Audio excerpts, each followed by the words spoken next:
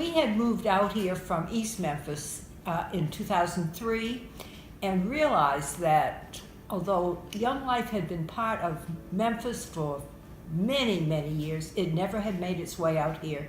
And Dick was determined that Millington should have Young Life.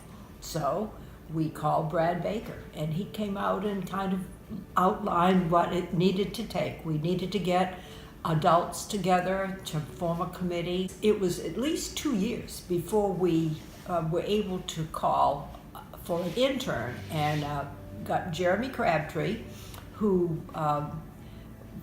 was just wonderful and spent a lot of time getting to know the kids in Millington and hung out there a whole lot. When I started going to the high school, no one really knew what Young Life was or that Young Life was even there, and so most kids' perception of who I was an undercover cop, which makes it a little bit hard to get kids to talk to you. But after about 2 to 4 weeks, they kind of figured out that that's not why I was there, and so there's where contact work kind of really began, was with kids in Millington.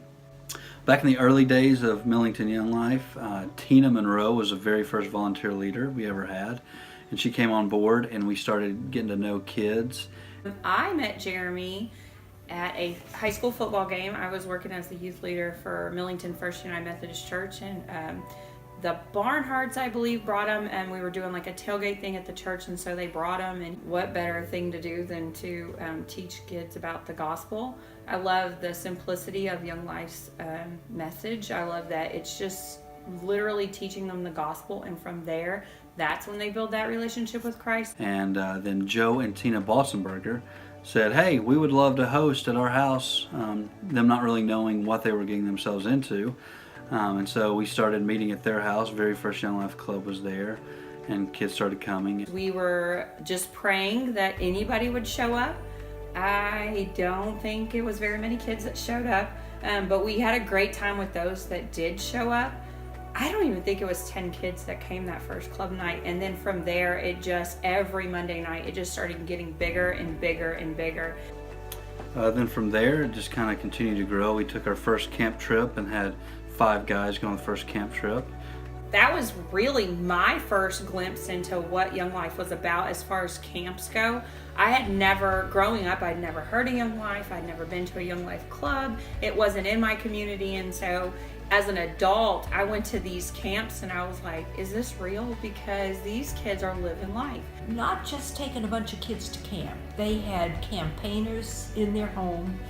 They had kids there all the time. After 2 years, 2.5 years at Joe and Tina's house, we'd gotten so full that we could not fit any more kids in the house. I mean, there'd be kids sitting up the staircases and sitting in other rooms trying to peek in, and so the Lord blessed us with what we called the Green Top, and so we moved from Joe and Tina's to the Green Top, and that kind of allowed us to have a bigger space, to have more kids, and for more people to come and hear about Jesus. Moving in the Green Top was definitely a blessing.